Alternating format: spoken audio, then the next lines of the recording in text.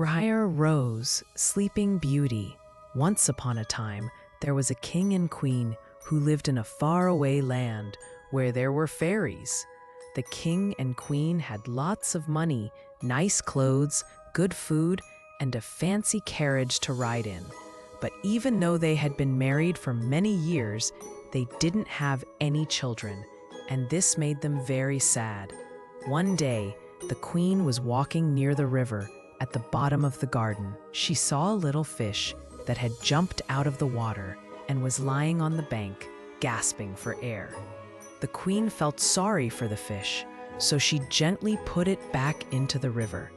Before the fish swam away, it looked up at the queen and said, "I know what you want, and you will get it. Because you were kind to me, you will soon have a daughter." The little fish's promise came true.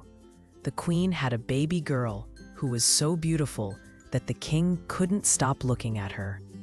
He was so happy, he decided to have a big party and show the baby to everyone in the land. He invited his family, friends, nobles, and neighbors. The queen said, "I want to invite the fairies too, so they can be kind and good to our little daughter." There were 13 fairies in the kingdom, but the king and queen only had 12 golden plates for them to eat from. So they had to leave one fairy out. 12 fairies came to the party. Each one wore a tall red hat, red shoes with high heels, and carried a long white wand. After the feast, they gathered around the baby princess and gave her wonderful gifts. One gave her goodness, another beauty, another riches, and so on, until she had all the best things in the world. Just as 11 of the fairies had finished giving their gifts, there was a loud noise outside. Someone said that the 13th fairy had arrived. She had a black cap on her head, black shoes, and was carrying a broomstick. She came stomping into the dining hall.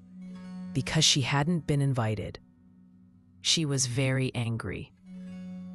She yelled at the king and queen and decided to get revenge. She shouted, "When the king's daughter turns 15, she will prick her finger on a spindle and fall into a deep, deep sleep." Then, the 12th fairy, who hadn't given her gift yet, stepped forward. She said that the bad wish had to come true, but she could make it less awful. So her gift was that when the princess pricked her finger, she wouldn't fall asleep forever, but would only fall asleep for 100 years. The king still wanted to protect his daughter from the bad wish, so he ordered that all the spindles in the kingdom be collected and burned. But the gifts from the first 11 fairies were already working. The princess was so beautiful, kind, good, and smart that everyone who met her loved her. On the day she turned 15, the king and queen were away from home, and the princess was all alone in the palace. She wandered around, looking at all the rooms, until she came to an old tower. There was a narrow staircase that led to a small door. In the door was a golden key. When she turned the key, the door opened, and there sat an old woman, spinning thread very busily. "Hello, good mother," said the princess. "What are you doing?" "Spinning," said the old woman, nodding her head and humming a song. The spinning wheel went buzz. "That's so pretty," said the princess. She took the spindle and tried to spin, but as soon as she touched it, the fairy's curse came true. The spindle pricked her finger, and she fell to the ground, fast asleep. She had just fallen into a deep sleep. The king and queen, who had just returned, and everyone in the palace, fell asleep too. The horses in the stables, the dogs in the courtyard, the pigeons on the roof, and even the flies on the walls fell asleep. The fire in the fireplace stopped burning and went to sleep. The roasting jack stopped turning, and the goose that was cooking for the king's dinner stayed still.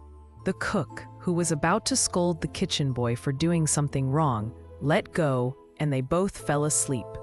The butler, who was secretly tasting the ale, fell asleep with the jug near his lips. Everything stopped and fell into a deep sleep. A thick hedge of thorns began to grow around the palace. Every year it grew taller and thicker. Finally, the old palace was completely hidden. You couldn't even see the roof or the chimneys. But a story spread throughout the land about the beautiful sleeping Briar Rose. That was the princess's name. Many kings' sons came and tried to get through the thorns to reach the palace, but none of them could do it. The thorns and bushes grabbed them, and they got tangled in the thorns and could not get through. After many, many years, another king's son came to that land. An old man told him the story of the thorn hedge, the beautiful palace, and the princess named Briar Rose, who was sleeping inside with everyone in her court. The old man also said that he had heard from his grandfather that many princes had tried to break through the thorns, but they had all gotten tangled and could not get through. The young prince said, "I'm not afraid. I will go and see Briar Rose." The old man tried to stop him, but the prince was determined to go. That very day, the 100 years were over. When the prince came to the hedge, he saw only beautiful flowers. He walked through them easily, and they closed up behind him, just as thick as before. He finally reached the palace. In the courtyard, the dogs were asleep. The horses were standing in the stables. On the roof, the pigeons were sleeping with their heads under their wings. When he went inside, the flies were sleeping on the walls. The roasting spit was still.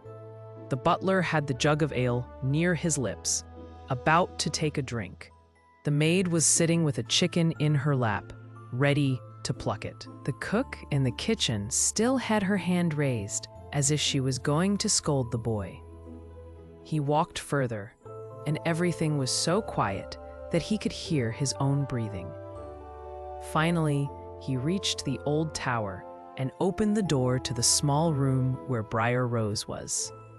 There she lay, fast asleep on a couch near the window. She was so beautiful that he couldn't stop looking at her. He leaned down and kissed her. The moment he kissed her, she opened her eyes, woke up, and smiled at him. They went out together, and soon the king and queen woke up too, along with everyone in the court. They all looked at each other in amazement. The horses shook themselves, and the dogs jumped up and barked. The pigeons lifted their heads from under their wings, looked around, and flew into the fields. The flies on the walls started buzzing again. The fire in the kitchen blazed up. The roasting jack started turning, and the spit went round with the goose for the king's dinner. The butler finished his drink of ale. The maid started plucking the chicken, and the cook lowered her hand. Then the prince and Briar Rose got married. They had a wonderful wedding feast, and they lived happily together for the rest of their lives.